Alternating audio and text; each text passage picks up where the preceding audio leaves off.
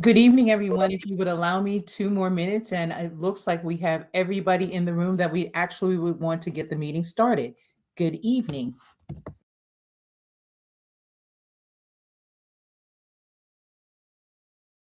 Good evening. Good evening. Good evening. Evening.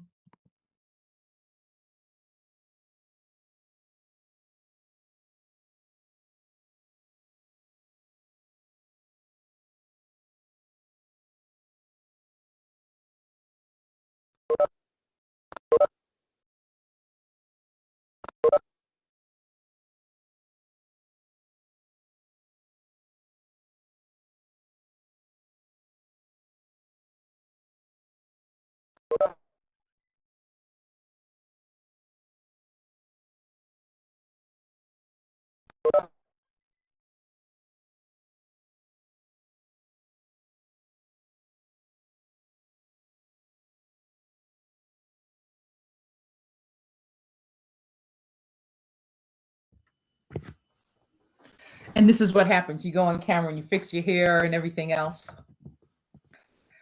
So I just wanted to welcome everyone to the Mcrown meeting, separate and distinct, but essential part of what the work that the Land Use Committee will be doing for this year. And I see we have a guest here, Kevin Williams, but I am going to turn over this meeting. I, as chair, will be turning it over to the secretary, who is the secretary in terms of our organizational chart, who is in charge of the Mcrown committee. So, Gib, would you like to begin? Sure. Thank you, Sharon, and welcome everybody. It looks like we have quite a few attendees this evening, so thanks for coming in. Over 50 people, man. Is it possible to mute everyone, or if you're not muted, if you could please mute yourself so we don't hear background noise, that would be great. We're going through kind of a period where the Mcrown work is sort of evolving in real time, I would say, and so we wanted to kind of keep a dialogue going here. We had a meeting in January. We've got this meeting this month. And I think right now the intention is to try to have regular meetings of the stakeholder group so everybody is informed of developments as they happen.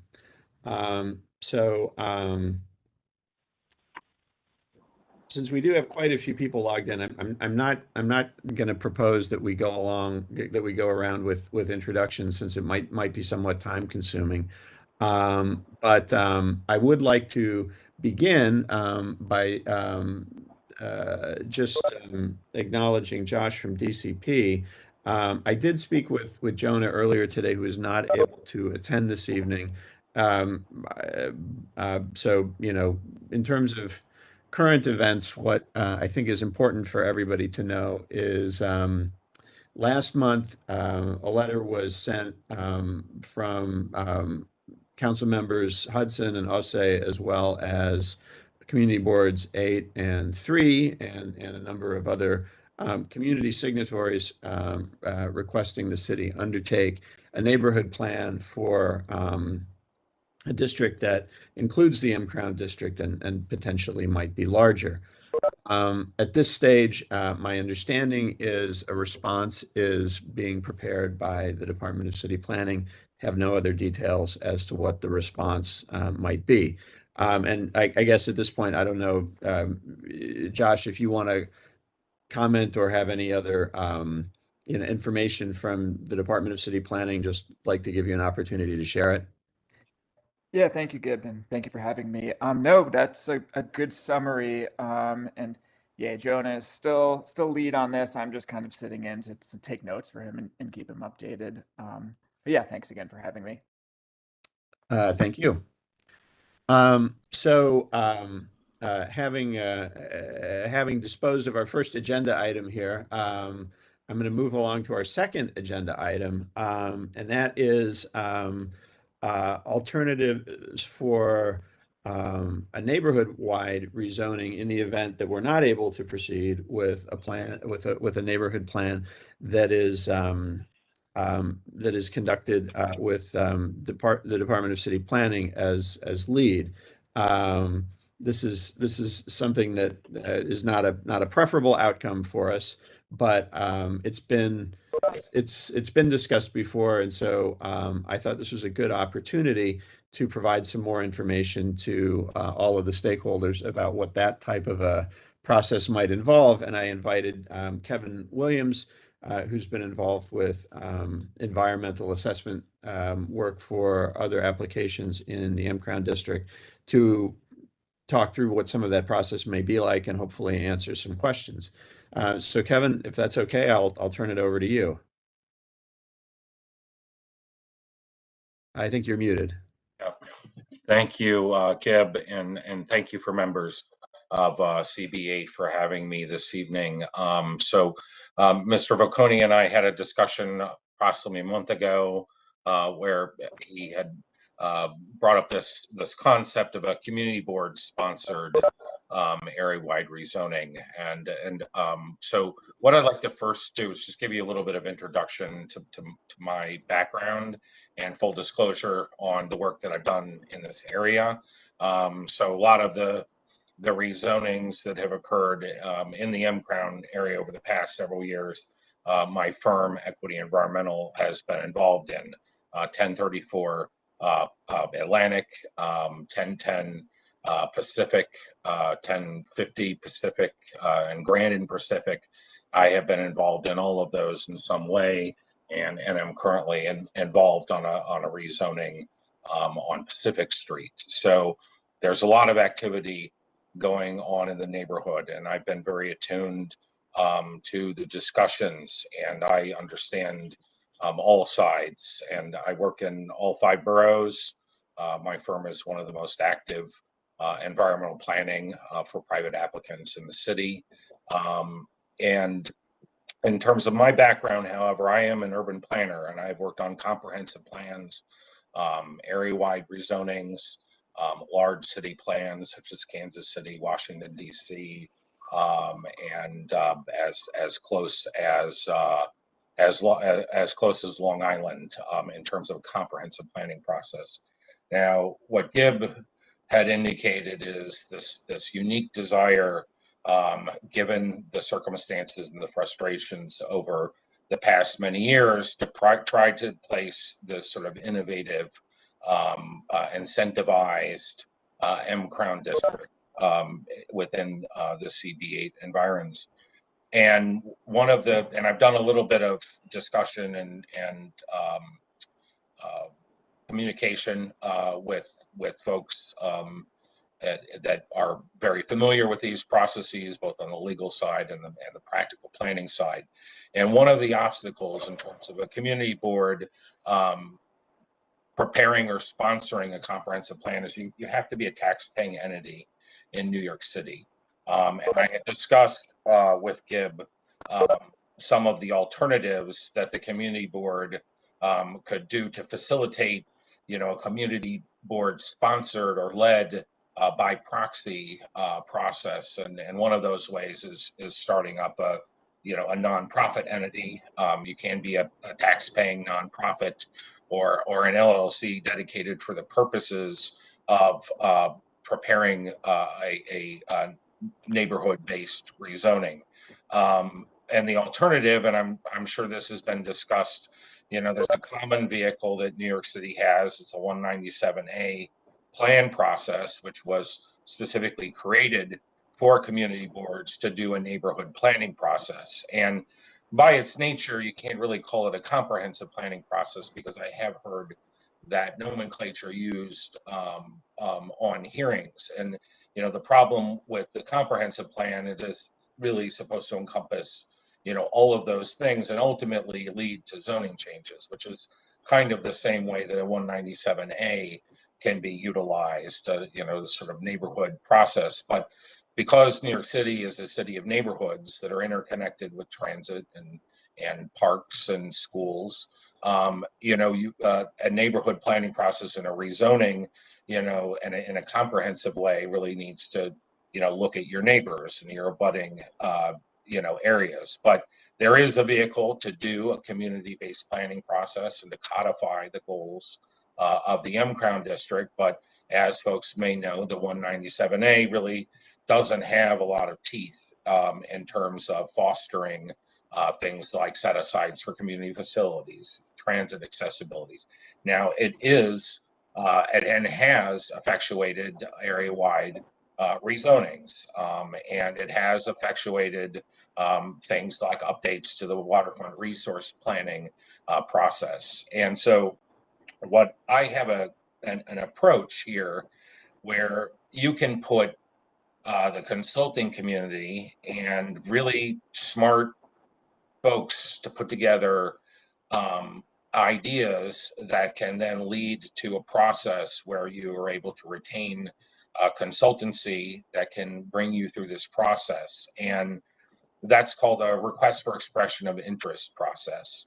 And in this process, you can basically get free work from consultants who seek to inform the neighborhood, and they can help you inform, to inform you on competitive costs set up using their knowledge in the building of the teams that an RFEI process or request for expression of interest process would provide.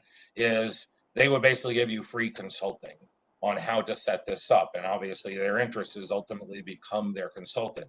And using that RFEI process, which I have been engaged with projects with Economic Development Corporation, it's common with entities like MTA. RFEIs are put out for comp plans all the time, and to foster rezonings outside of New York City.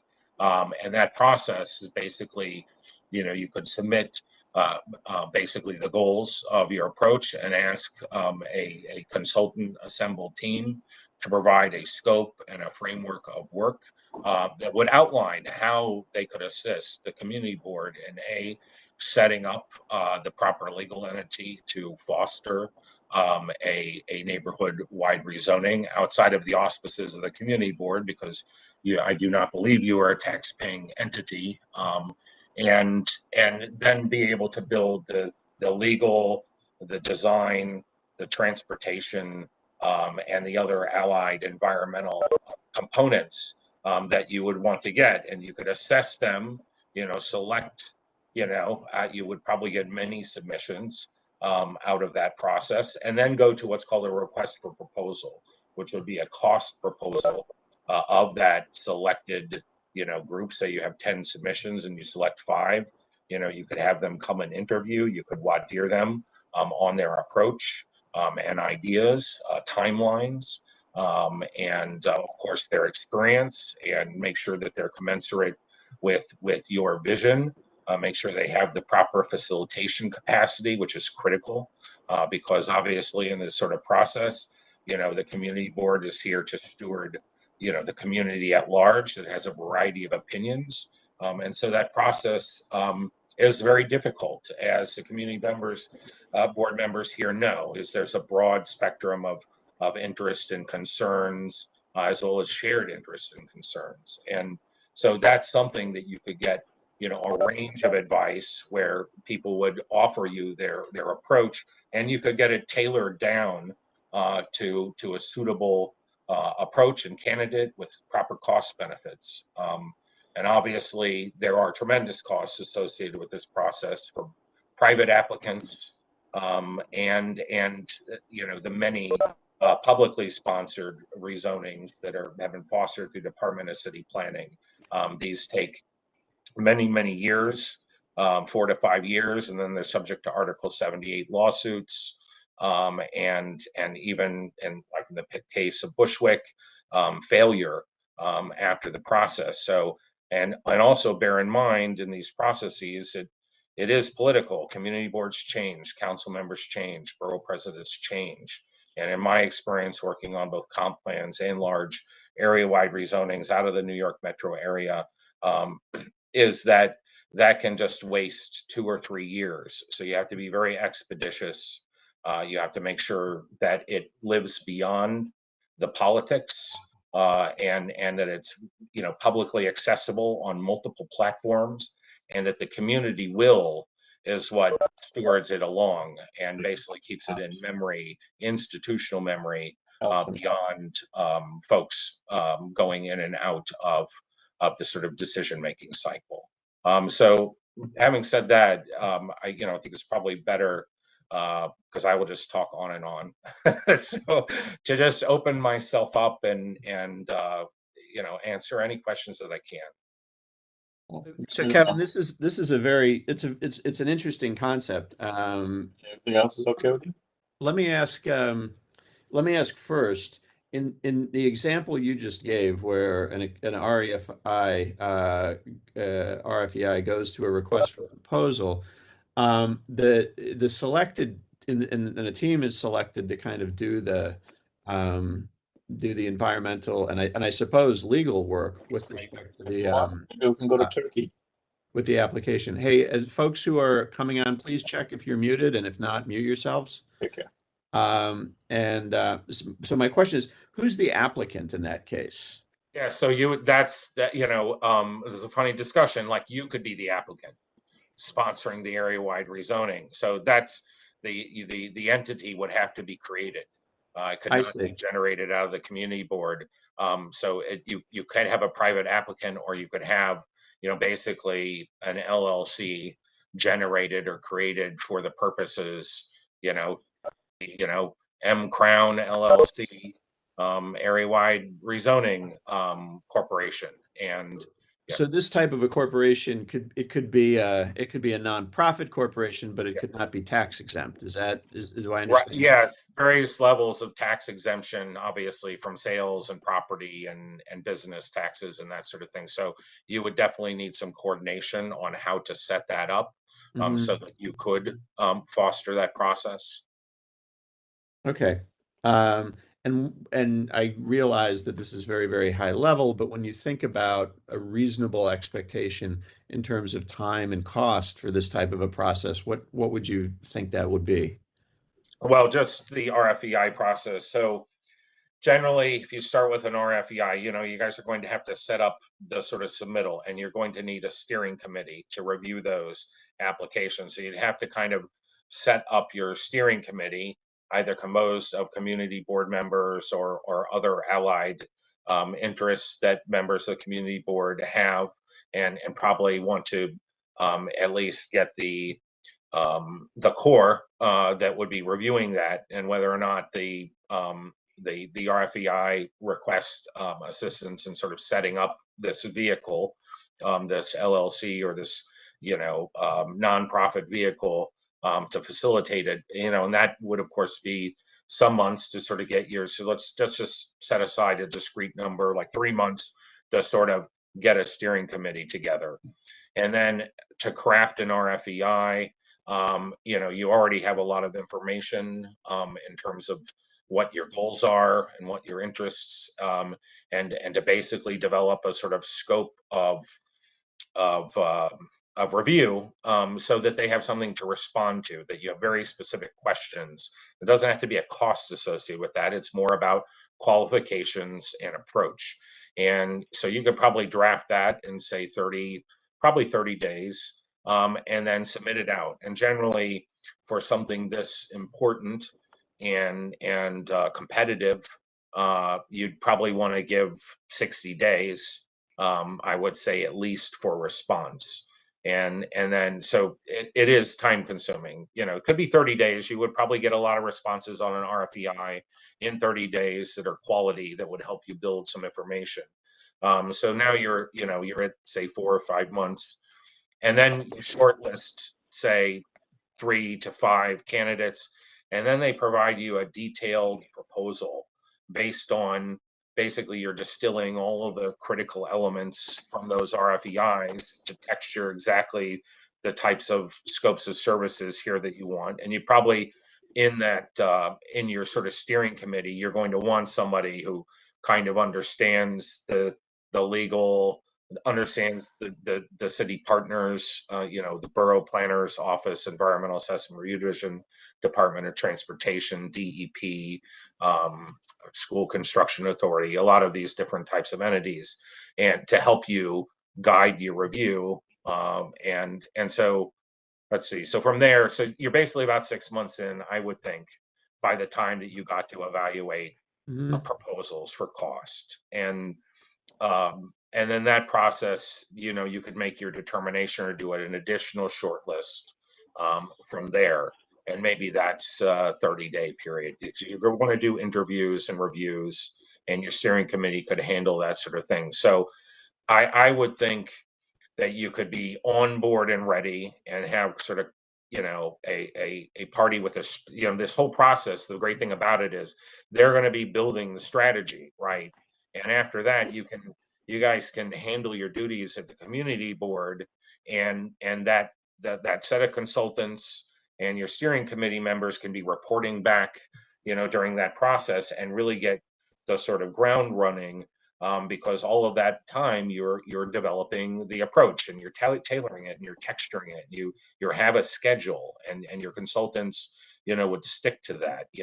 That's why you hire them. So I think you could probably effectuate, if it's up to a 6-month process. And then, obviously you have to think about the dollars and the contracting and that sort of thing. So probably by the time that you close the contracts and got folks on board, maybe that's another 30 or 60 days. So, in fact, you're that whole process is, but given that you've been 7, 8, 9 years in this, 7 or 8 months, to get to a team and a vehicle and a plan to move forward, I think is a reasonable, and I've been through this before, on many different types of contracts, with government agencies, and that's generally what it takes to kind of to get started. So I would say 6 to 9 months. Mhm. So what we've got then basically is a process that the consultants that are hired as a function of the RFP are effectively delivering everything necessary to certify a ULURP application. Is that right? Right, exactly. That's who you want to get. You'd want to make sure you had a comprehensive, team involved, that to handle everything from the legal, the environmental, the urban design, architectural components, the traffic and transportation, probably specialty experts, on that team, that for infrastructure, storm, sewer, water, electricity, sustainability. Though you'd want to cover all of those components, in that process, and make sure that those bases are all covered, which a lot of firms have, those type of comprehensive capabilities. Okay, sorry. Yeah, it's I'm like sorry, can you mute yourself, please? There's somebody speaking on a phone that ends in 91. Can you please mute?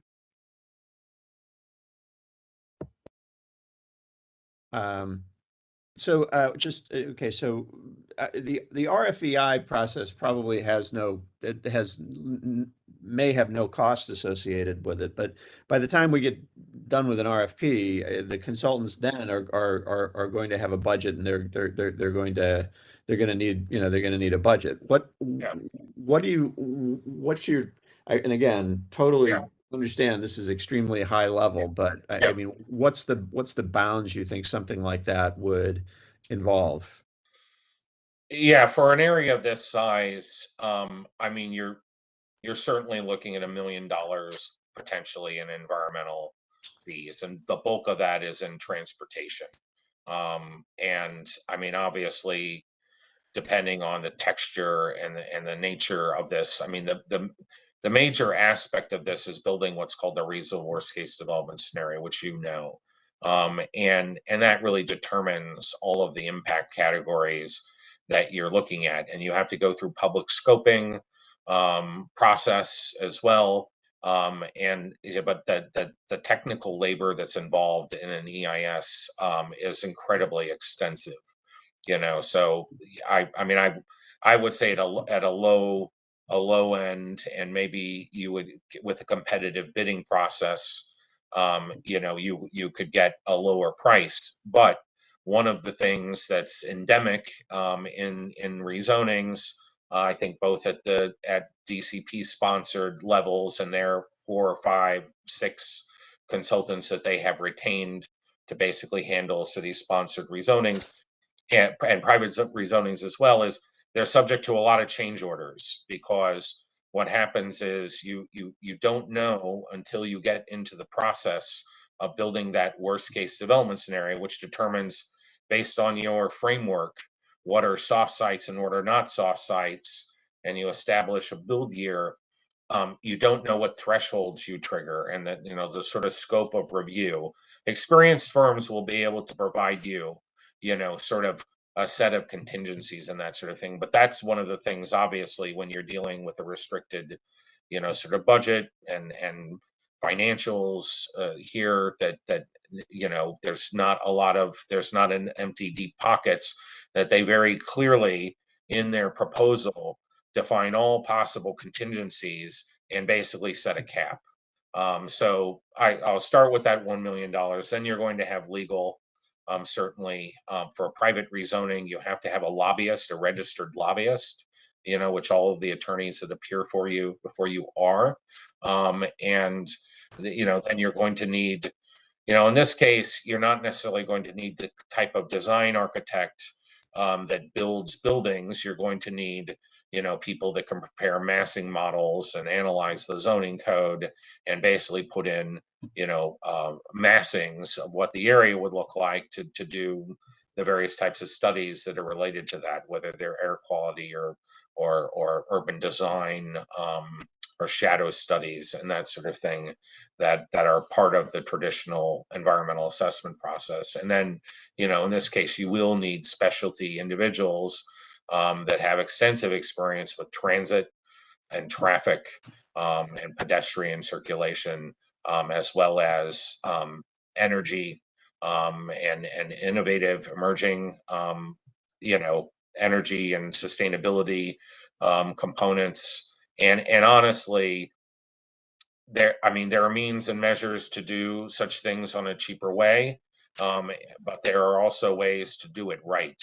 And unfortunately, when you talk about doing it right, I'm talking about people that are providing real solutions, not seeker technical manual solutions, to the shared problems and issues that come with, an area-wide rezoning and fostering additional density and different types of traffic and that sort of thing. So, that's one of the, things that we're seeing at all community boards throughout the city, is the desire for very strong resiliency approaches, higher end design requirements, and, running the gambit of all of that, more complex approaches on affordability. So an affordability consultant would need to be brought in. So there's a lot of people, that are involved, and that can get out of control. So, but anyway, so $1 million, we'll say, additional allied professionals, legal counsel, you may be looking at another $500,000 on that. And so I, kind of stick with that. But I would say, probably some of the folks from DCP can give you some of their experience. But my experience with city contracts and on calls and that sort of thing is, whether it be constructing parks or working for MTA, is there's a massive inflation factor, in all of this processes. So, I think they would probably have a similar sort of bookend for an area-wide rezoning, but of course, they don't have to hire legal counsel and that sort of thing. So, for your purposes, you would have to, entertain legal counsel, but they're actually a smaller kind of component of the cost structure here. So I'm sorry, just I was hoping that would be my last question, but you brought up a couple of things I just wanted to clarify. One is, would you expect that in this situation there's kind of a master agreement with a firm or a group of firms that are bidding together, and the entire Yeah. project happens under one contract? Yes, that's absolutely the way that you would want to foster. You'd have a prime consultant that would have sub-consultants, Okay. and you could also put in these agreements, which is standard on all sort of New York City contracts, WB, MBE requirements, SBE requirements, and, so that you get a consultant team that reflects the community that they're working in. And then So, yeah. second question is, I think I had heard you say that an agreement, a consulting agreement for a project like this could be capped for cost. Yeah. That it would be possible to negotiate such a cap. Absolutely. I mean, I'm sure you're going to have environmental consultants loath to do that. But there are very experienced, deeply experienced firms that know how to capture these contingencies. And if you give them enough time, 60 days to prepare their proposal, they should be able to do the preliminary screening work to sort of limit like scope creep, if you will. And absolutely, you could make that a requirement that you want to cap on it. Yeah. So I, at this point, would like to see if there are folks who have questions. If you could please use the raise hand function for questions. I'm sure a lot of you have been listening to this with great interest and would have some questions for Kevin. Ethel, you have your hand up. Yes, how do we put a halt on private applications during this process? Yeah, there's no vehicle for that, unfortunately, that I'm aware of. Thank you. Yeah, Other that's even the thing with the 197A process. The 197A process, the neighborhood planning process, you cannot stop private applications, for rezonings. So.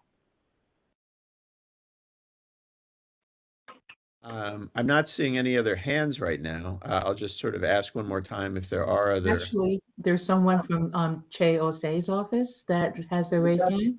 Oh, I don't know why I don't see it. I guess, this doesn't work like, I'm sorry, this does not work like Zoom. I apologize.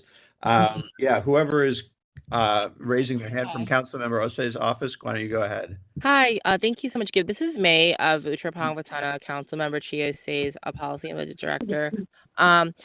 I missed a little bit of the meeting just because I was commuting home, but what is the why is community exploring this option of using a consultant to design the Mcrown plan, or the process of submitting your own proposals to city planning, and also just like wondering about the pros and cons. I'm just curious about the process. That's a great question, and we talked a little bit about that at the beginning that you may have missed, but this is we kind of teed up the agenda for this meeting some time ago, and the intent was to talk about potential alternatives if we are unable to secure a commitment from the city for a city-led rezoning that would take in the Mcrown district. So doing this as an initiative of the community board would not be preferable. But we've spent a lot of time on this and have not found that it's always been easy to move forward with a city-led rezoning. So we wanted to at least provide the background about what might be required for a community-led rezoning. Does that make sense? Yes, this makes sense. Somebody is coming into the meeting using a phone that ends in 23. Could you please mute yourself? Kathy, you have your hand up. I think you're still muted. Thank you, Gib. I asked this question in the Q&A as well. Is what the gentleman is talking about, and I'm sorry, I can't remember his name. We keep talking about zoning, a rezoning plan, but that's different than a community-wide neighborhood plan. A community-wide neighborhood plan with DCP would incorporate different elements and environmental reviews. I just want to understand that difference, because not everything can be solved using zoning. Thank you very much. Mm-hmm. I don't know if the environmental reviews are different, but a city-led plan would absolutely include other services and potentially public realm improvements, which we're going to talk about in the next part of the meeting. But Kevin, why don't you respond? Yeah, Kathy, I mean, that's a great question. I kind of led off with that because, rezoning is not a comprehensive or a neighborhood or master plan at all. It's a vehicle. It's a vehicle. I'm sorry, one second. Whoever it is who's coming in on the phone ending in 23, can you please mute yourself? We're not able to hear the speakers because you're talking. Yeah, Kathy. So, a neighborhood plan, rezoning is sort of a vehicle to meet, so let's say, some of the goals of a neighborhood plan. I indicate there is actually a community-based neighborhood planning process called 197A, and it's done throughout the city. But like a lot of comprehensive plans, and I started out my career doing that, this comprehensive plans can be wonderful, community-based, very creative, very thorough. Some of them are not so thorough. Some of them are just done outside of New York City to unlock certain funds. Those processes often do not wind up getting fulfilled, in terms of actually seeing reality. And that's really my concern with, this notion of sort of hoped for rezoning for Mcrown, because what I've heard from the community board about your concerns are things like infrastructure and traffic and schools and parks, which is what makes your neighborhood, right? And rezoning basically indicates whether there's certain, using the city environmental quality review process, when you do a neighborhood-wide rezoning and you put this framework that has sort of assumptions about what would get induced, it does provide improvements that need to take place, but it's really not necessarily a vehicle to see the type of capital improvements that you hope for. There needs to be sort of companion capital planning on multiple levels, to sort of foster what the findings are in an EIS, an environmental impact statement, which should describe the mitigation associated or forecasted be resulted from the proposed rezoning. But yeah, you're right. I remember listening to various members of the community board talking about wanting to have a comprehensive or a neighborhood plan, and I must say that's a very different animal. Now, they don't have to be different. Often they're sort of allied together because you do start, and I know DCP does this, they do start with a very long community planning process, but whether or not that is considered, or you would consider the end product of that as a neighborhood plan, is sort of a matter of interpretation. I really appreciate you going over that difference, because I think it's very important for our community, and it's very important that the people who are involved in this process understand that zoning does not equal planning all the time. I mean, I understand, and you've done a great job explaining how they work hand in hand, and thank you for doing that. I think it's really important that people understand that the plan is really what our neighborhood needs for all sorts of different reasons, and it does go hand in hand in zoning. So thank you very much. I appreciate your comments. You're welcome.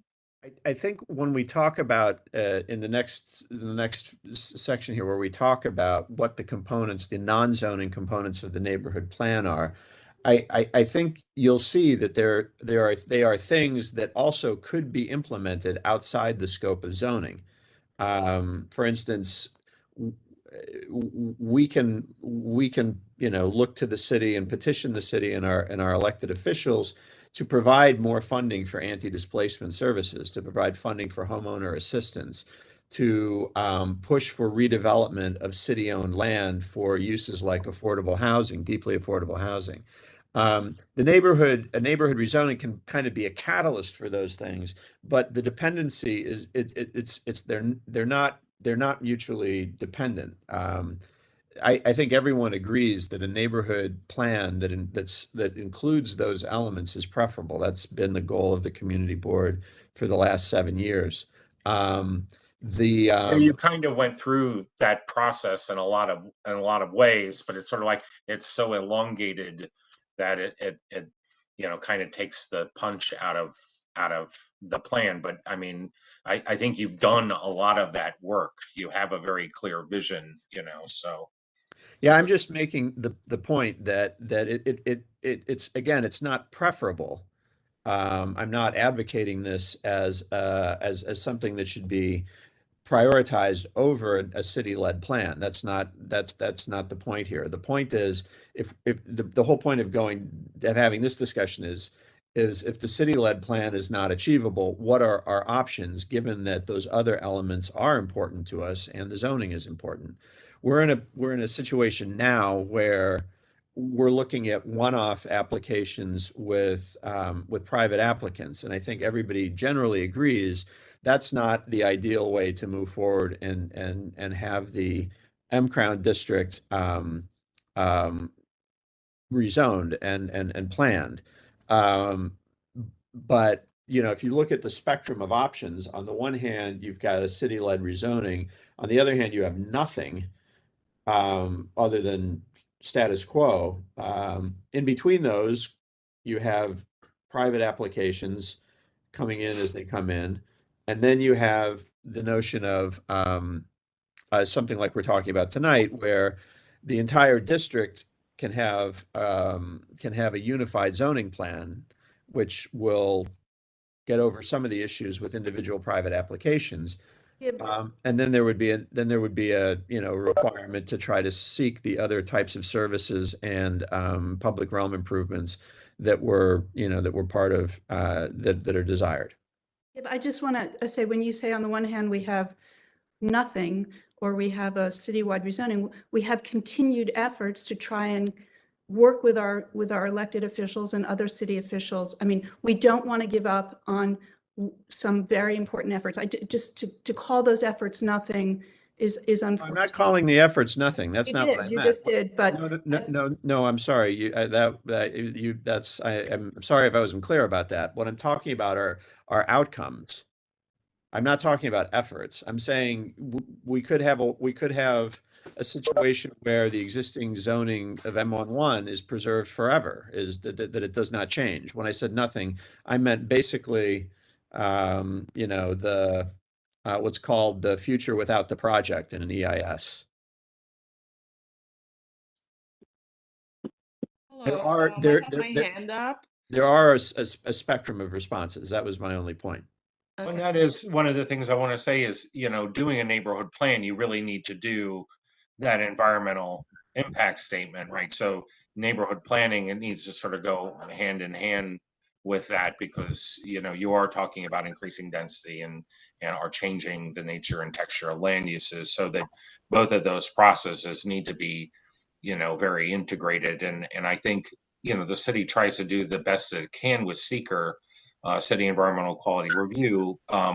It's incremental. The city builds incremental, and the city's constantly rebuilding itself. And I think that's where your CB and your neighborhood is at, is it's just the pace of it is making it difficult to get your arms around it, and to have a foreseeable future. So, but those two things very much need to be allied, rather than having one follow after another.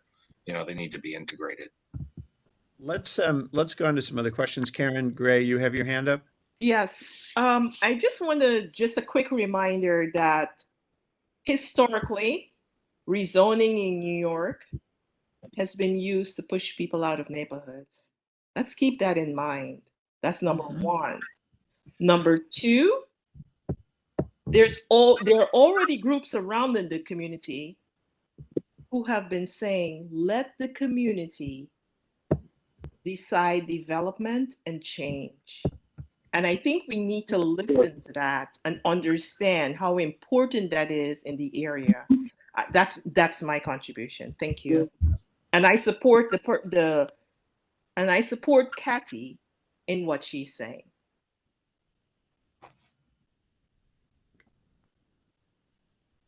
Are there any other questions or comments? Other hands? I see Jack Robinson has his hand up. I saw it go up, but I don't see it now. I see Matt Mulligan has his hand up. Right. I think I might have some other different concerns in the. I'm pretty new to the Mcrown discussion, but what is the plan that has us build the most amount of housing possible in the shortest amount of time? Would that be the Mcrown, or would that be the one-off, like variances that we're talking about? I think that's my concern. Is just as much housing as possible, as quickly as possible. So it's not easy to answer. It's not easy to answer that, because on the one hand, the pace of private applications is totally dependent on the applicants, and that's dependent on on market conditions. One of the things, though, that happens when there's an area-wide rezoning and or a neighborhood plan is that the burden of doing the private applications and the environmental work is lifted from the property owner or the developer. And so they're able to move ahead as of right without going through the Euler process that's required otherwise. It's just, it's not, because there are market forces involved. I don't know that it's very easy to say which one of those two produces more housing more quickly. I would tend to think, once you get over the lead time of the area-wide plan, you've really opened up a lot of potential. But even in those instances, what you see is years go by before the building starts. In the Crown Heights West rezoning, which I think was passed in 2012. We're still seeing buildings that are getting completed now that were in some of the higher density areas of the Crown Heights West rezoning. So it can take a while. I mean, Kevin, you might have you might have maybe a more of a experienced sense of what that interval looks like in New York City after a rezoning is passed. Well, I think that's a fascinating question, and it's simple in one way, but I think you captured precisely. I mean, the problem with this, the Mcrown district in particular, and we're seeing it on projects now that are coming out of the ground, is there's just a lot of contamination in the area. One of the applicants that I work with had been burdened with extraordinary cost to fulfill his project. And I think that that is one of the things that sort of tamps down, because what happens on either individual rezonings or an area-wide rezoning is they all get dragnetted with what's called an E designation, and that, you know, it's a great thing because you're getting your area cleaned up little by little, but that is, you know, sort of a hindrance as opposed to as of right development prior to, and as well as MIH kind of prior to those components being deployed in rezonings. But I mean, I'll say it it's very simple. You know, a rezoning process, they take 4 to 5 years. And then all of those projects have to go to Office of Environmental Remediation to basically do phase 2 site investigation, to put together a remedial action plan, and to get the notice of no objection to go through DOB. That's like a year process. And generally, you know, it takes 3 to 4 years for environmental impact statement, and then you have 7 months for ULURP. And then applicants, you know, are interested parties that are seeking to redevelop their property, because then what happens is, you know, once that's over, then you have development industry coming in and, you know, assembling and buying properties with the knowledge that that's been coming. And then bear in mind that, you know, you can go through a lot of the rezonings. Inwood, you know, we'll see what happens in Gowanus that go through an Article 78. The Inwood rezoning was delayed 2 years. I actually worked on a development project that was coming out of the ground and actually had to stop because of the lawsuits. And so, I mean, I realistically will tell you, you know, even if you got it started rolling today and you did this in a way that, you know, folks here want in a neighborhood planning process, you know, followed by, you know, a rezoning vehicle that matches those needs, you know, you're looking at 8 years before a shovel comes out of the ground from that community process. And I'm sure, you know, any member of city planning who's present on here, or folks that have worked on, you know, so for East New York, you know, there's sort of a trickle of development coming out of that, but there was some development, and that catalyzed a lot of that area. And I tell you, a lot of the landowners in this area would be happy to, because it costs so much money, it takes so much time. It's taking 3 years now for a private application to get approved, and, you know, hundreds upon hundreds upon hundreds of thousands of dollars, you know, and then by the time they do that, they realize, oh, my site has lead, I have chlorinated solvents, you know, and, you know, then it's like, okay, start over. How do I get a development through? So, but still, you know, the private rezonings are effectuating development more quickly, even if they're not developing it in the fashion that the community would like to see. But as Gibbs said, once that's in place, you know, then it, you know, it will move apace, but it will take a while to get to there. I'm going to call in some people who haven't spoken yet. Elaine Mahoney, you have your hand up. Thanks, Gib. Hi, everyone. Thanks for speaking to us tonight, Kevin. I was just curious, of the 14 197A plans that have been adopted in New York City since 1992, I think only 4 have been implemented. Has your firm been engaged in any of the 4 that managed to get implemented? Well, I'm actually working on a project right now in Jamaica that was effectuated by the plans of the Jamaica Downtown Development District, which is basically encouraged density in a highly transit-oriented area. And actually, it's the first that was effectuated by that process. So, yeah, I mean, I mean, I think CB9 in Manhattan, to kind of deal with development coming out of Columbia University many years back. That there's been some, you know, some results from that. But yeah, I mean, I don't think it's been as effective as it was intended to be. So, but that's one. I literally just had an interdivisional meeting a few days ago, that it did foster a zone change, and incentivize development. That is good to hear. Thank you so much. Let me go to Phil Godson. You have your hand up. Yeah, hi. Just having heard the potentially multi-million-dollar price tag of something like this, can you talk a little bit about where those funds would come from and whether that cost is prohibitive?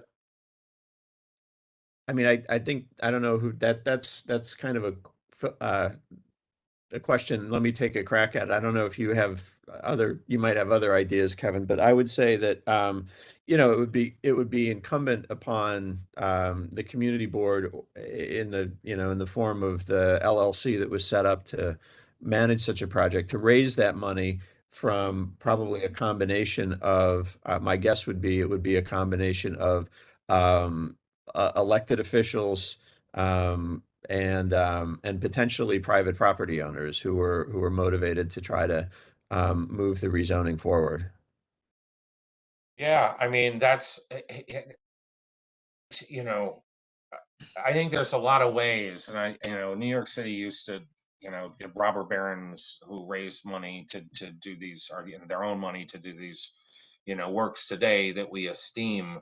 But I often feel that there are means and measures that can be deployed um, to garner money and support from a number of constituents, and there are also partners that you can tap into, like Economic Development Corporation, and this could be a part of the RFEI process.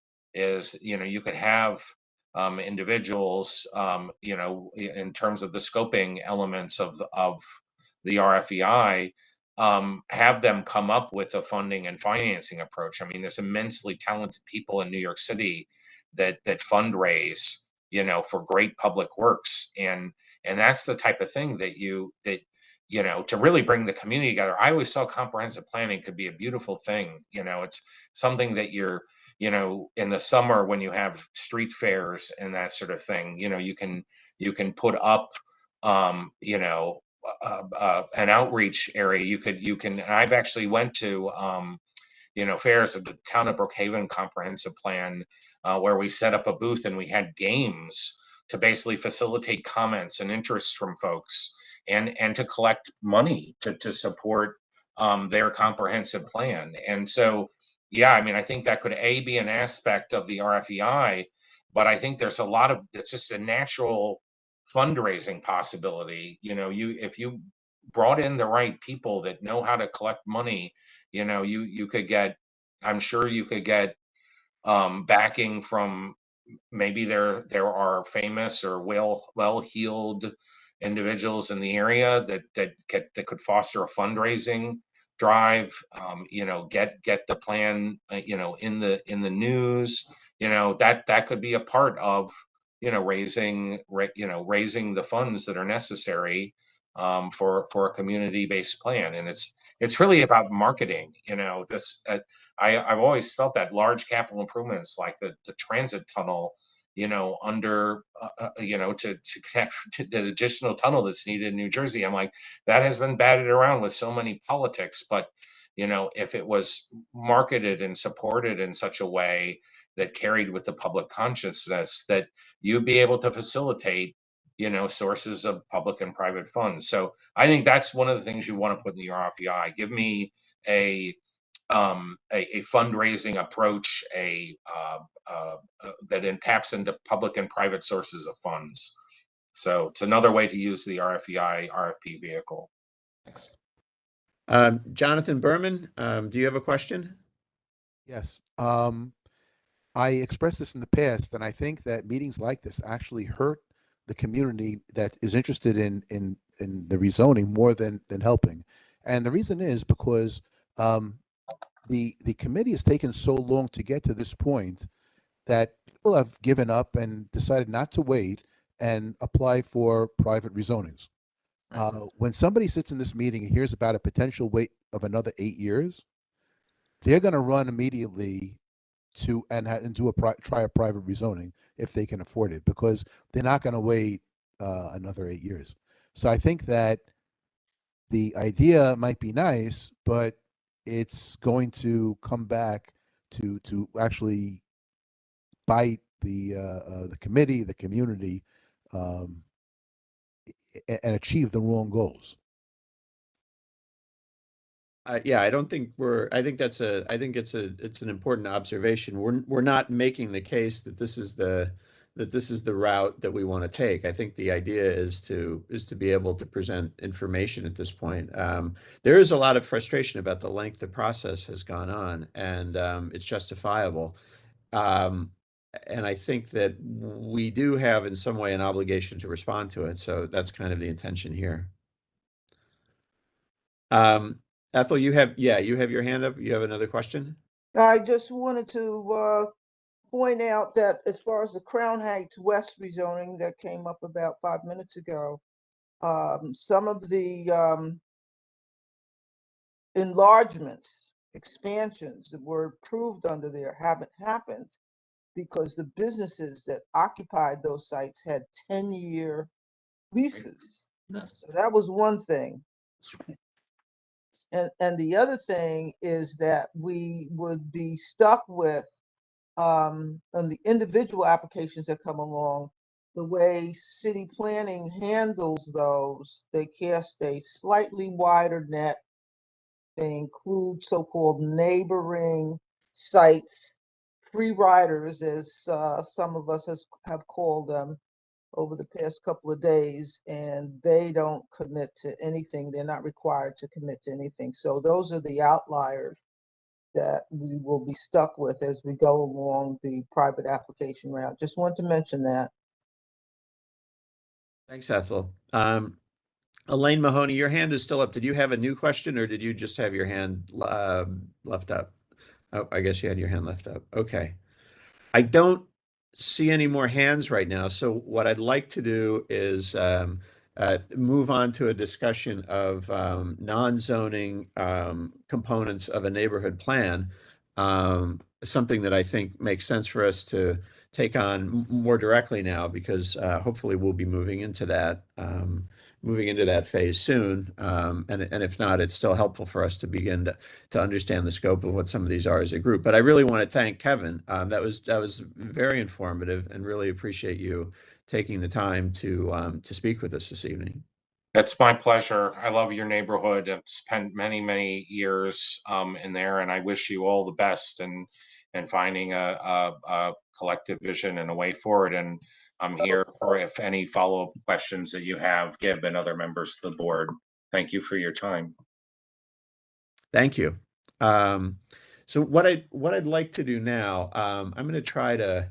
It's about 7:15 now. I'm going to certainly try to hope we can finish up by 8 o'clock. But I wanted to begin a discussion of non-zoning requests of a neighborhood plan.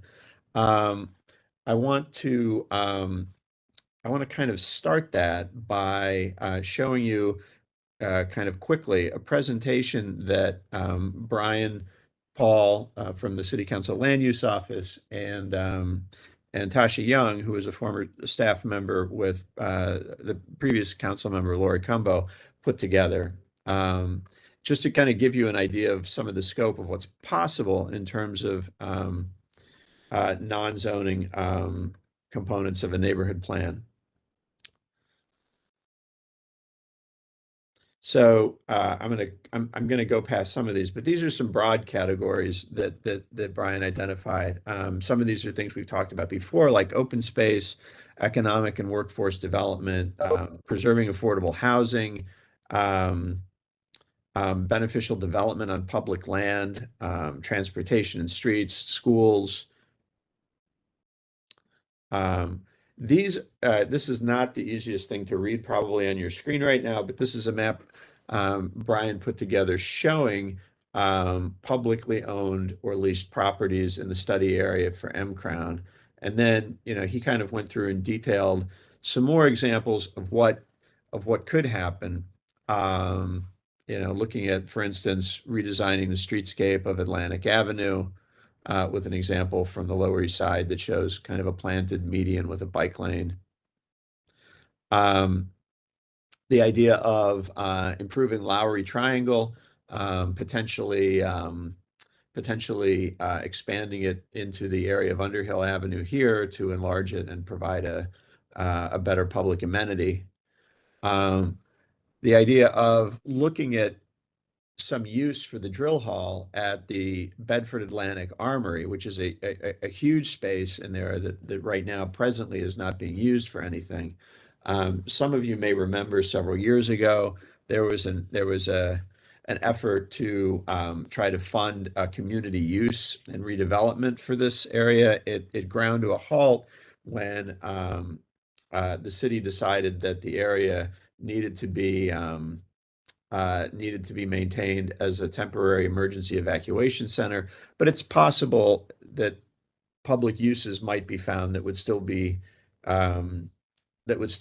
compatible with an emergency use. This is a building on Brooklyn Avenue that Brian identified. It's currently used by a one-story building. It's an R6 zone. It's currently used by a one-story building that houses a DOE alternative learning center, and potentially could be redeveloped as affordable housing. It's in R6. It's not in the historic district, and so it's got a 19,000 square foot footprint, and potentially could be redeveloped as deeply affordable housing. This is an MTA site. This is in the Mcrown zone. It's at the corner of Franklin and Atlantic. There are some, I'm not sure if this came to light before or after this presentation was made. There are some issues with sort of trying to do public uses on MTA property. The MTA likes to collect rent for its properties, from what we understand, but there might be some possibility here. Likewise, this is an interesting idea for right-of-way that exists now along the Franklin Avenue shuttle. This land is probably not very practical for many uses, but it could be very practical for a community garden, and a big one. This is a large playground that's owned by the Department of Parks and Rec. It's in Community District 3. This is an example of an existing public use that could be upgraded as a function of part of a neighborhood plan as well.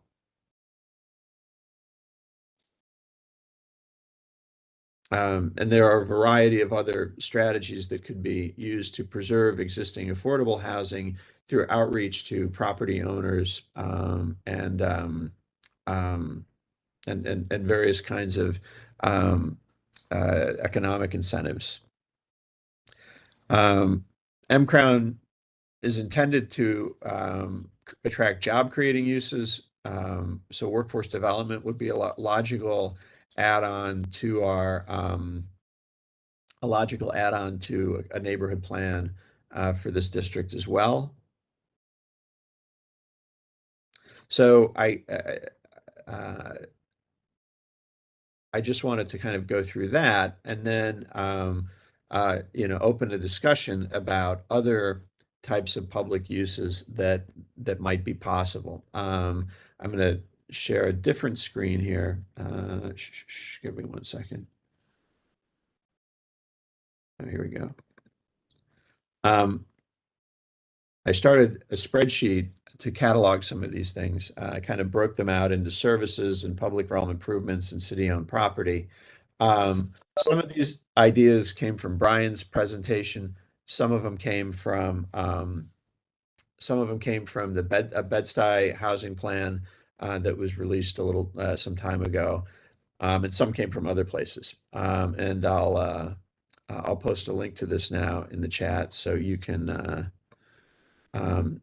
follow along on your own computer.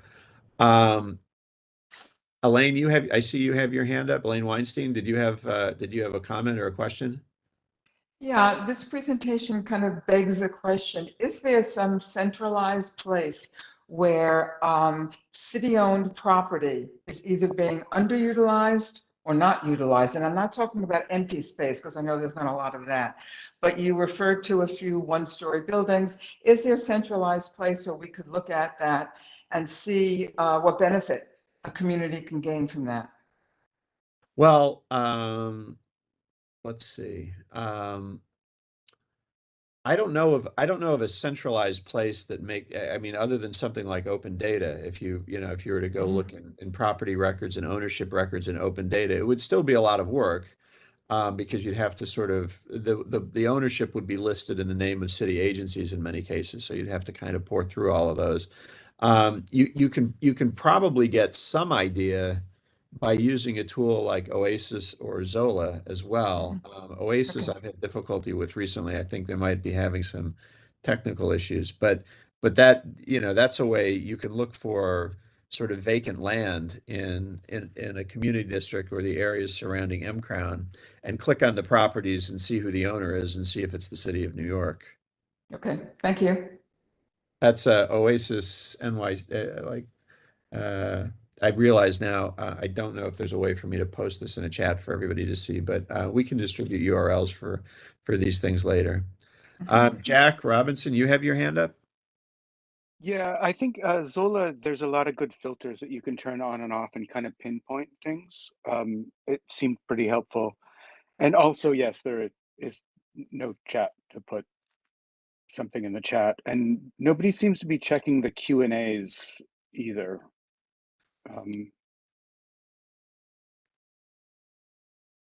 You're right. I've been busy moderating and haven't looked at the Q&As. As a matter of fact, let me have a look.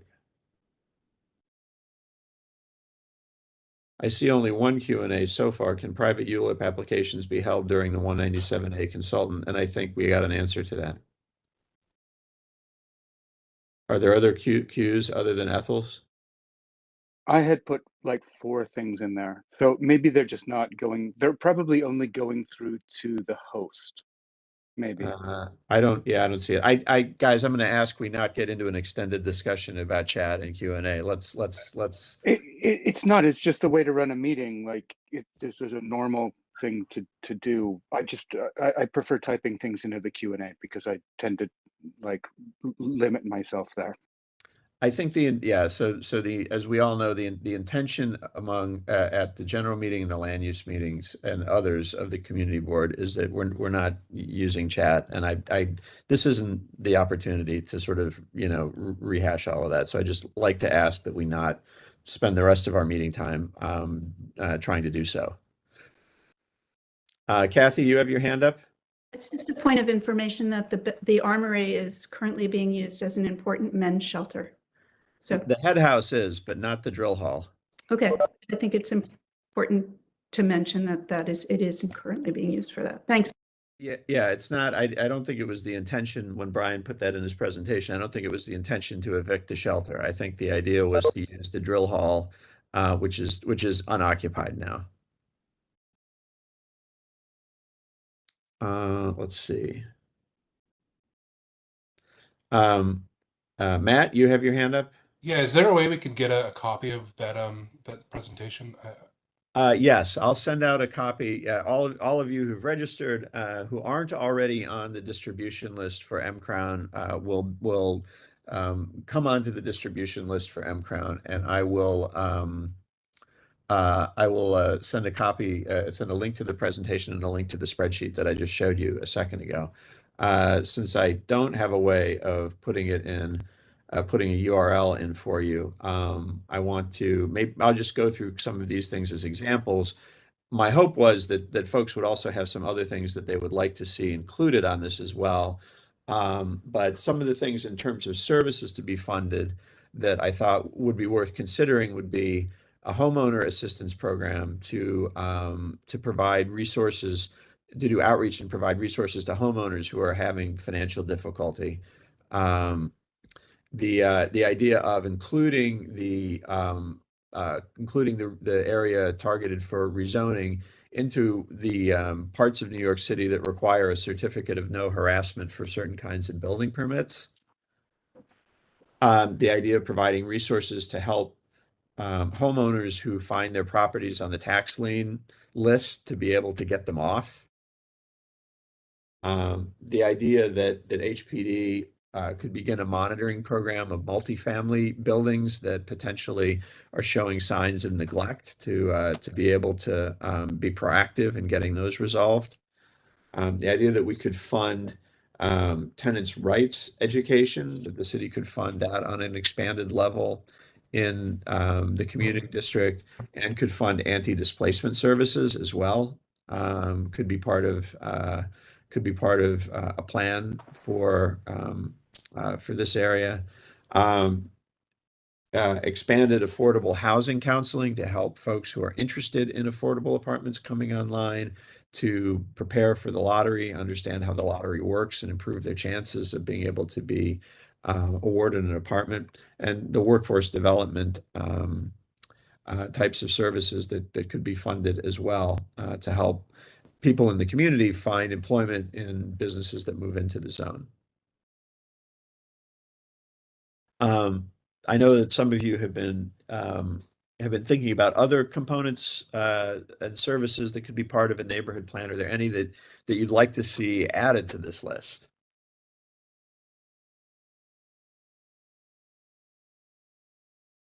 Not hearing too. Hi, Gib, if I may, I just want to suggest that if we're increasing density outside of a zoning change, we should make sure that the regular city services are increased. I know in particular for the last couple of really big rains that we had along Nostrand Avenue, especially, the businesses along there had flooding in their basements because the catch basins hadn't been cleaned and still haven't been cleaned. Here we are months and months later, and you can walk by and see soil with grass growing out of the catch basins. So this is regular agency funding that needs to be monitored and the services actually implemented rather than trying to add new sewer systems. Just keep the ones that we have cleaned as we add density. I don't think that's too hard. Thank you. Okay, yeah, I'm going to add that here.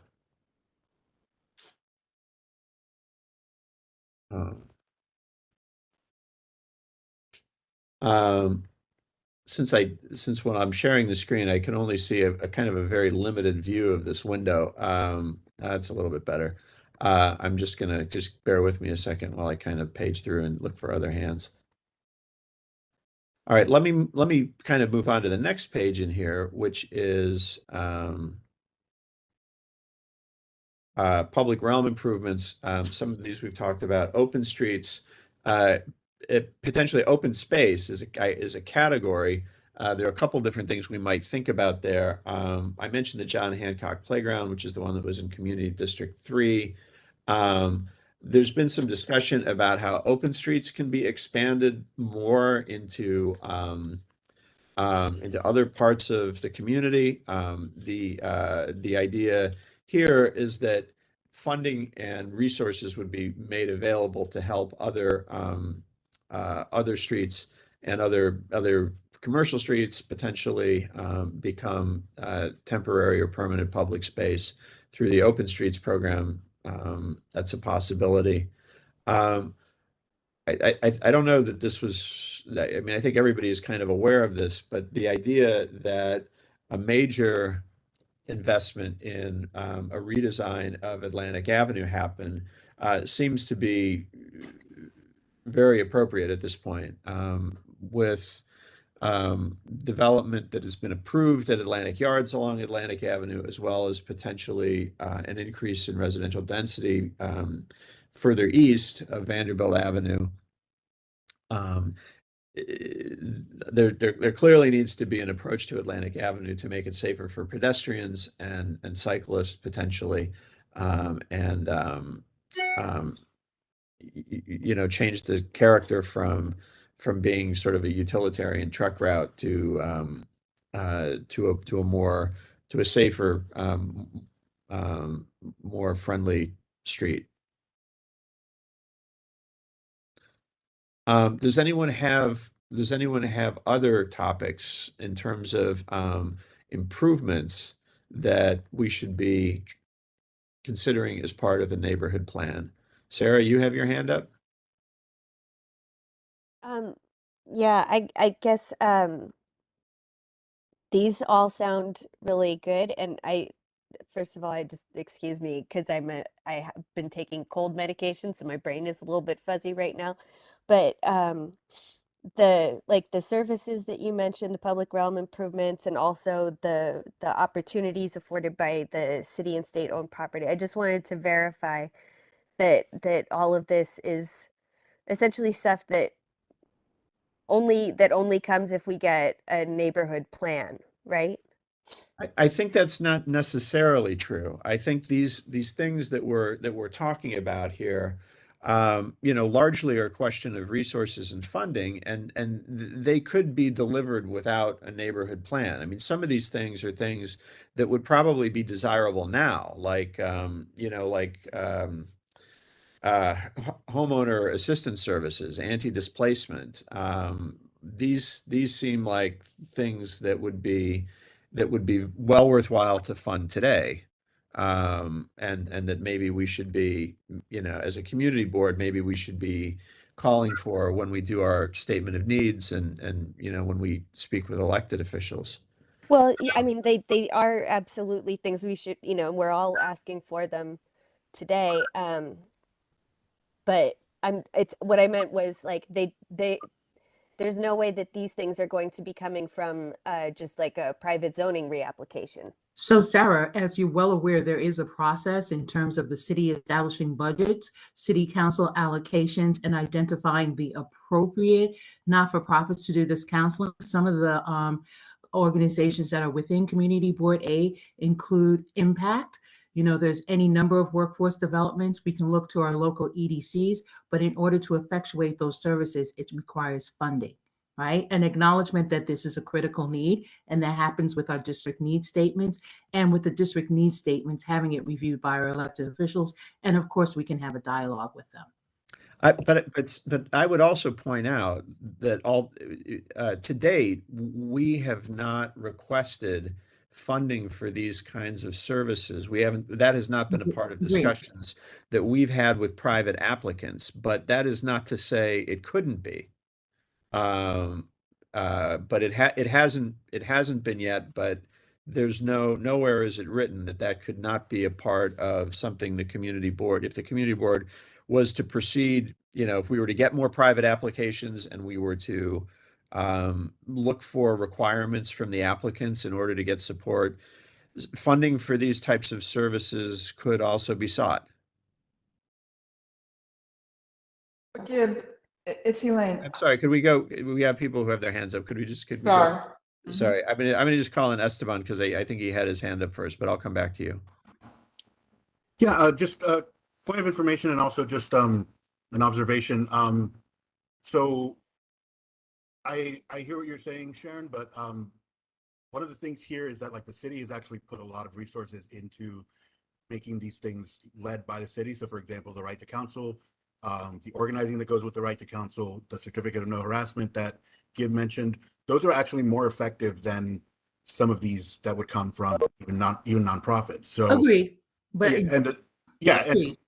and then also, the anti-displacement services is literally what we do, and we're not a nonprofit. So like there are, I guess my point is that we can get these things from the city without having to think necessarily a whole lot about funding. And there are some other things here that could happen. In particular, Impact does the affordable housing counseling. That obviously requires funding, but there's also as part of the right to counsel a new provision in the bill that was added that funds organizing in neighborhoods like ours, in addition to providing free legal. So just wanted to put that out there. And again, we could seek funding for those kinds of things, both as part of a neighborhood plan, and we could also seek it from individual applicants. I mean, part of the reason that I was hoping to have that I wanted to bring some of these things up is so we're kind of aware of the breadth of what some of these services could be, And since they're necessary now, we should be thinking about ways to achieve them now. So I think that, what Esteban has mentioned is very important. These things aren't being kept in a box someplace that we can only open if we associate it with a rezoning. Elaine, go ahead. Oh, okay, thank you. I didn't mean to break in, I apologize. Just two comments. One is that it's just difficult from having sat at the land use meetings and listened to the private developers. Let's just take the concept of open space. It's impossible for me to imagine, as nice a guy as Ellie Parente may be, that he's going to give up half his footprint for a park. Now, I know that's an exaggeration, and I'm saying it obviously to make a point, but I can't picture that they're willing to disregard the levels of profitability they would like for an individual construction, their individual hope. But on the flip side, I sat through one of the budget presentations or the denial of budget on our local district level. And so many of what we put in from our community board that we requested of the budget procedure for 23 was just categorically denied, not because they were mean-spirited, they don't have the resources. So on one hand, we bow and we hope that if we should ever move forward with an individual development process, I just can't picture them fulfilling the needs of our district in that way. On the other end, we don't have the money as a city. So I think that we're caught between a rock and a hard place. And it's difficult for me to picture all these requests, or even half of these requests, being solved by one or the other. Well, so you mentioned a couple of things. So the first one is the idea, is it reasonable to expect private applicants to, take part of their private property and turn it into some public amenity? So that happens sometimes. It happens in a place near and dear to you. It happens at Atlantic Yards, right? And we know what that's sort of like. I mean, the open space has been long in coming, and nobody knows when it's actually going to be done. But what happens in those situations is if you are taking away part of a footprint of private land that otherwise would be used for development, generally speaking, you're in need of increasing the density on the remaining part of that footprint in order to cover the cost that you've now taken up with the open space. So this is to say that private, so that might, you might like the idea of, instead of having a 14-story building, having a 28-story building there, or you might not like that idea. But you have to, you have to work with those economics. The fact of the matter is, in the areas that Brian and Tasha analyzed and that were part of this presentation, there's not really vacant city land that lends itself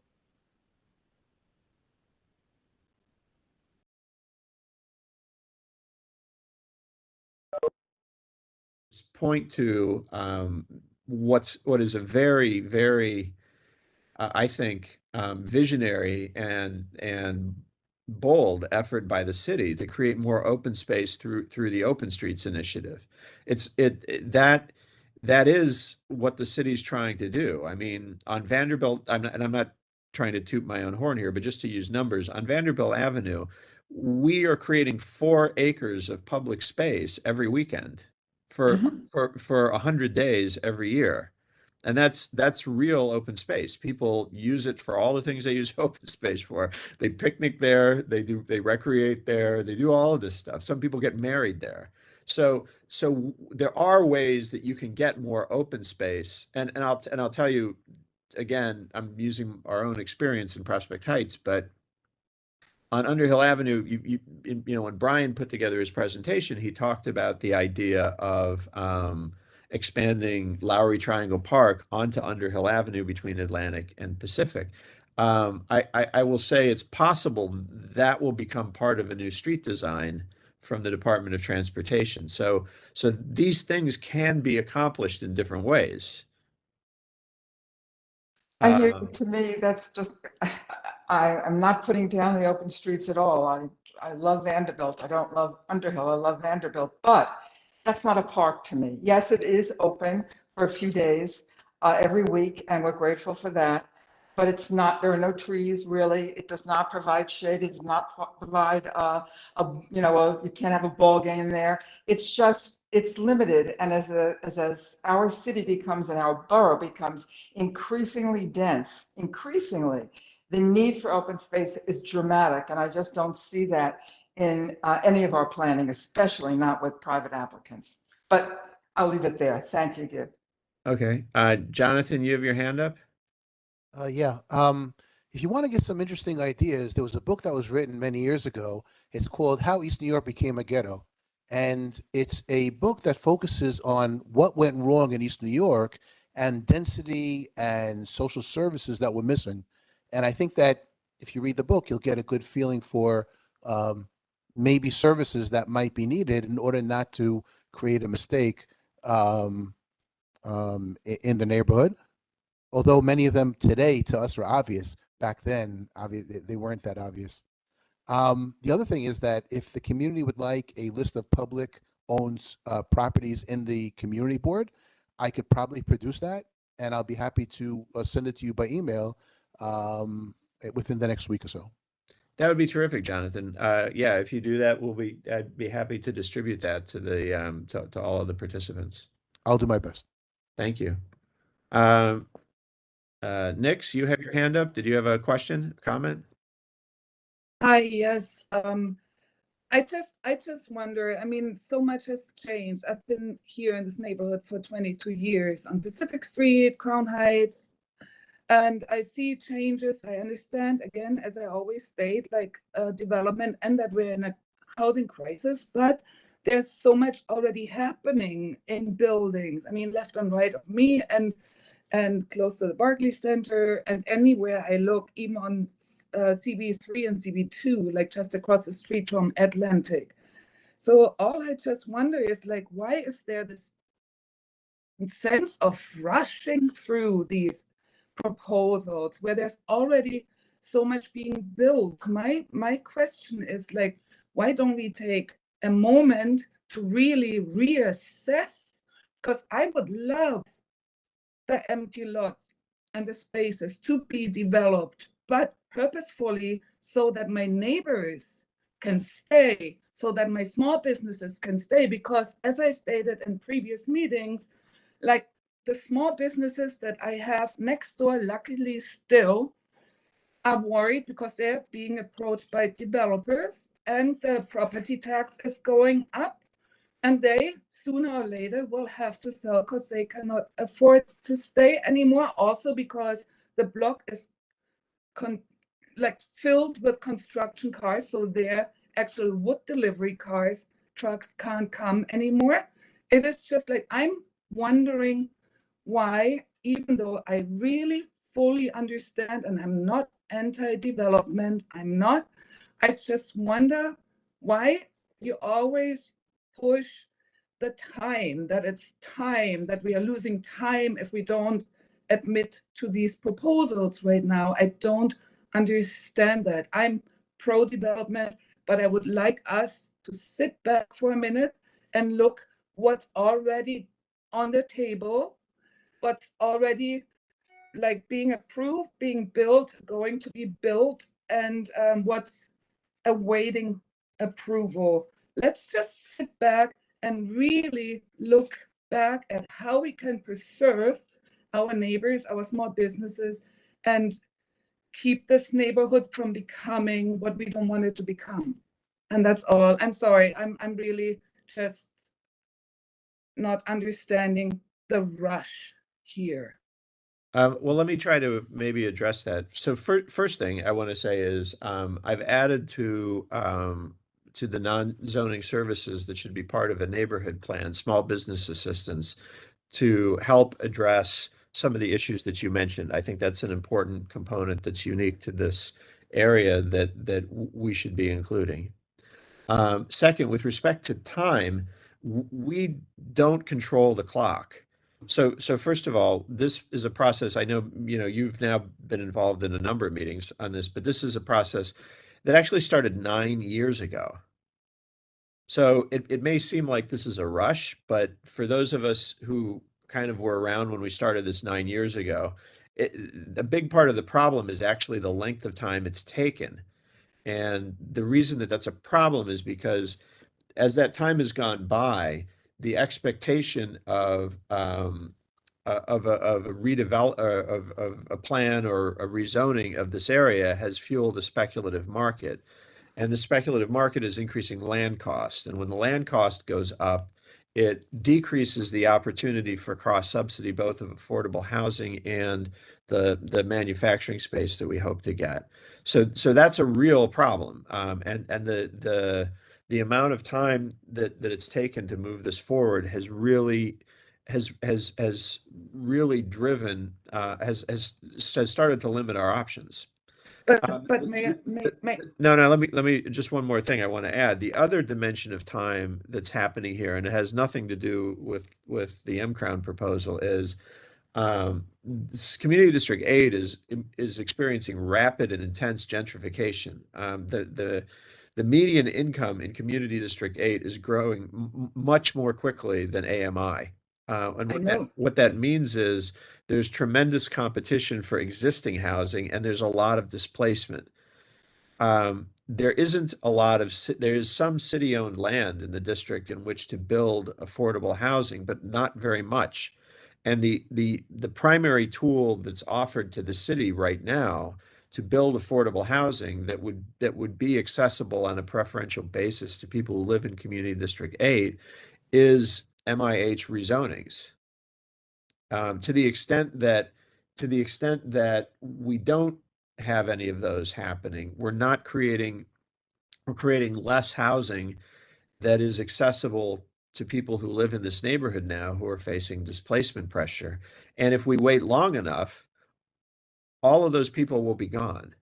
Yep, I hear you, but I so full-heartedly disagree, and I'm thinking you have good intention, but actually like talking about yeah, I'm sorry. I'm gonna say good night. Okay. Jack Robinson, I think you have your hand up. Yeah, I wanted to see if there was a way to kind of put a stop on the clock of the AMI. Because as these new buildings get built, these individual buildings get built, it seems like it's going to be harder to have truly affordable housing after that because there's going to be more rich people moving in. Well, AMI, so I guess the first thing to point out is AMI is bigger than Community District 8, and it's bigger than Brooklyn, and it's bigger than New York City. It's a regional number that's calculated by the Federal Department of Housing and Urban Development. So I mean, a lot of things drive it, but in general, that number for the whole metro area, New York City, Nassau, and Suffolk counties, is getting bigger. And I didn't realize that. I'm sorry. We're a relatively small component of it. But the bigger issue is even faster than that number is rising. The median income in Community District 8 is rising. And what that's telling you is that there is a lot of competition for existing housing that's driving up the cost of existing housing here. But I'm sorry, it's only rising because of all these new buildings and everybody. No, I don't. No, I'm sorry. I don't think that's the case. I don't think if we stop development, that will stop people from wanting to live in this part of Brooklyn. I'm not talking about stopping the development. I'm just talking about making a truly affordable environment. And I'm sorry, I am going to leave this meeting. The demand is there. That's the issue. And when we started the Mcrown sort of notion in 2015, we had this idea that we wanted to see affordable housing at the median income for Community District 8. At the time, that was about $47,000 for a family of three. That number today is I think closer to $87,000. That is a huge jump. It's much bigger than the AMI jump.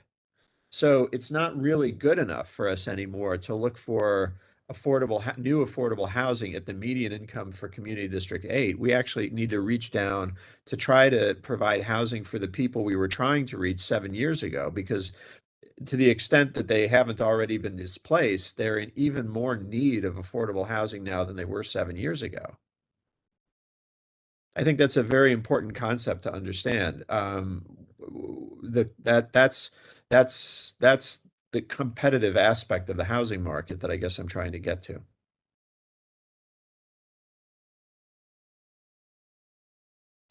I don't see any other hands up right now, though.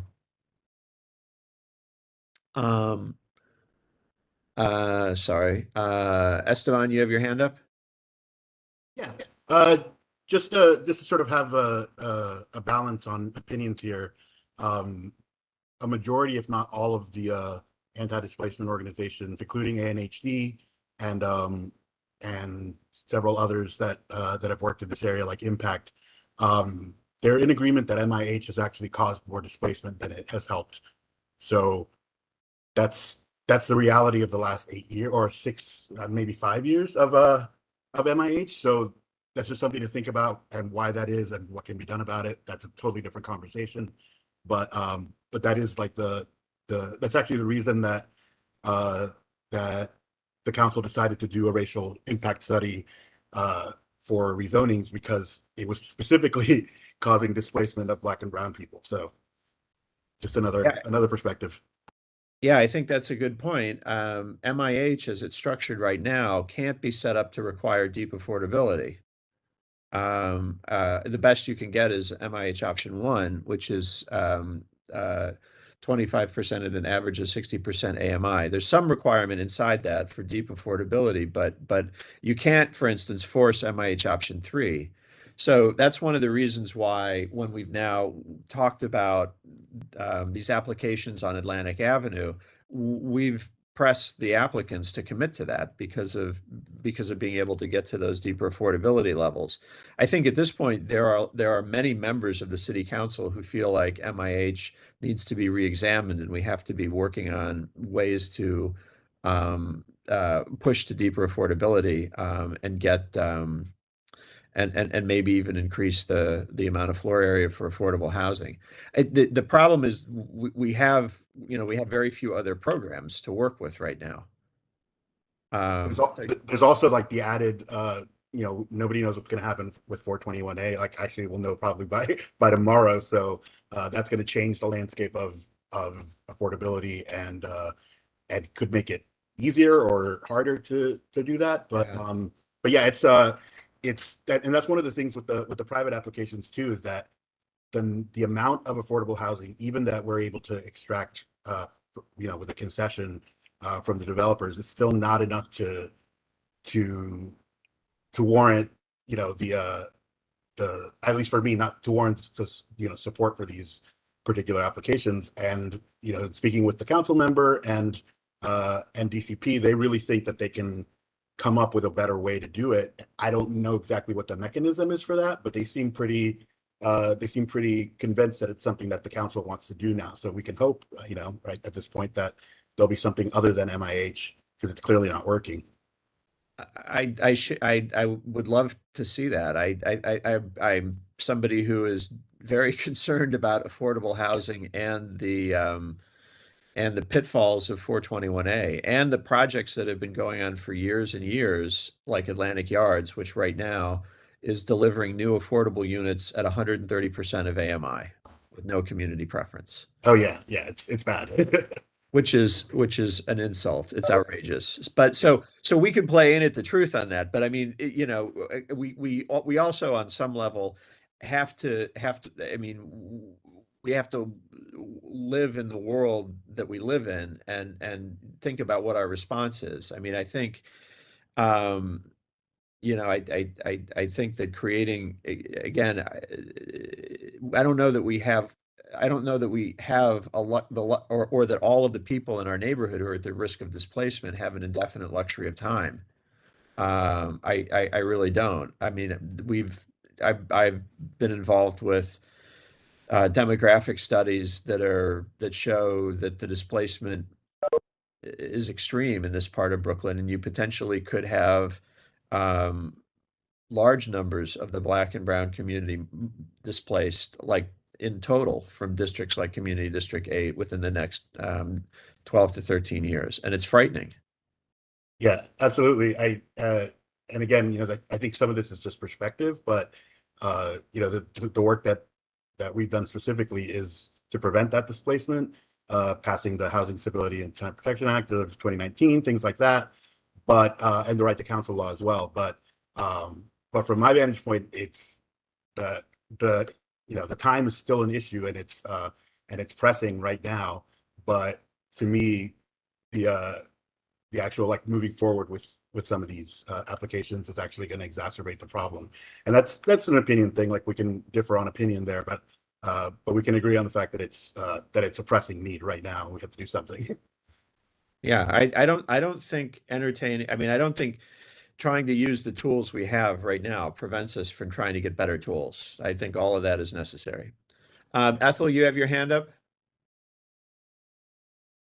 Ethel, Thank you, Gib. Thank you. I just wanted to suggest that, and I've talked about it with Richard Barak before, who's now with City Hall as land use, that we should be asking IBO, the Independent Budget Office, to do some comparisons that we could use to see if we would be better off as a city, rather than building more homeless shelters, to subsidize rents where landlords are saying they can't carry their building unless they move up to the rents that are permitted under the existing rent regulations, and use some money that would go to building shelters for subsidizing tenants in apartments where the rent is moved up, and that those tenants can't afford those apartments anymore, rather than moving them to a shelter and we're taking on the whole cost. Something to look at. I believe IBO would be able to produce that data, and we could use that to determine if we just shift the shelter payments to rent subsidies, if it would be a better expenditure, a more useful expenditure. Thank you. I said that I was going to try to get everybody out by 8 o'clock, and it is 8 o'clock now. I did see that Curtis Harris had his hand up. I don't see your hand up now, Curtis. Did you still want to ask a question? Hi, I'll give you the last question here. Oh, okay. Can you hear me? Yes, we can. Okay, thank you very much. Well, I won't be long. I appreciate the being able to, of course, join you guys again. I'm more concerned, of course, with housing outcomes. We know that in the past 10 years, we have seen a significant shift in population and affordability. We keep throwing around that term affordable housing as though it's some sort of magical statement that will produce the desired results. And I think it's very deceptive to continue to use that term affordable, because whenever I hear affordable, I always ask, affordable for who or whom? I would prefer that as a body that we begin to embrace low and moderate income as opposed to affordable. Because see, what's affordable for some people is not affordable for others. And to not recognize that and respect that is really a slap in the face. It's really the epitome of disrespect, especially looking at the past 10 years in terms of the demographic shift in our neighborhood. I was born in Brooklyn. I'm 64 years old. I've seen tremendous change. And of course, in the last 10, 15 years, everyone was screaming affordable housing, affordable housing. Yeah, we're going 421A, MIH, affordable housing. But that affordable housing has displaced thousands of Black and brown people. And that's a point that I really want to emphasize. And I hope you really understand that. So when you continue to use that term affordable housing, it's really an insult to me and a lot of other people. And in closing, I just want to say thank you, Gib. I think you're doing a great job as always. We've known each other for a number of years on Community Board 8. And I don't question your integrity and your heart. I know it's in the right place. But I really hope that you begin to understand the importance of low and moderate income terminology. Thank you. I think it's a very good point, and I as we move forward with this process, I think we really do have to think about how we get deep affordability out of what comes into this neighborhood, because otherwise part of our neighborhood is going to be missing in another 10 years. And with that, I guess I will suggest we close up for the evening. We've got some information that Jonathan is going to put together for us with respect to city-owned land in Community District 8. I'm going to circulate some links for the presentation I showed you earlier tonight and the spreadsheet I showed earlier tonight, and also some links for Zola and Oasis for those of you who are interested in using those tools as well. So thank you all for taking an hour and 45 minutes out of your Thursday night to join us. And we will try to keep these discussions going as well. Really appreciate all of the feedback. Sharon? I have nothing to say. We can already see people are voting with their feet. They're gone. Sorry, I have one quick question. How do we join the mailing list?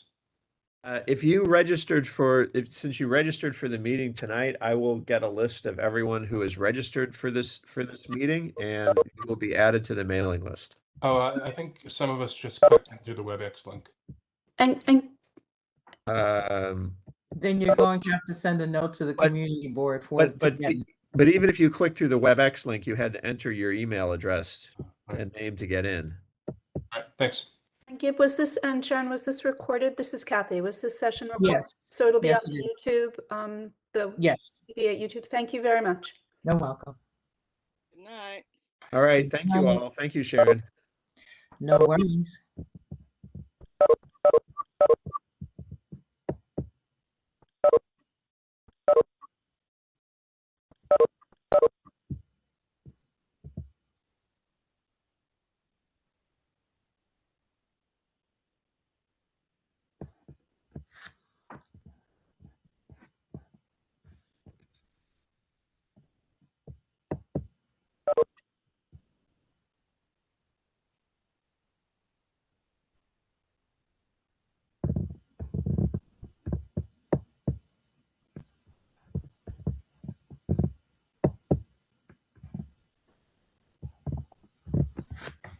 Hey, everyone, we need you to log out so that we can actually stop the recording. We greatly appreciate it.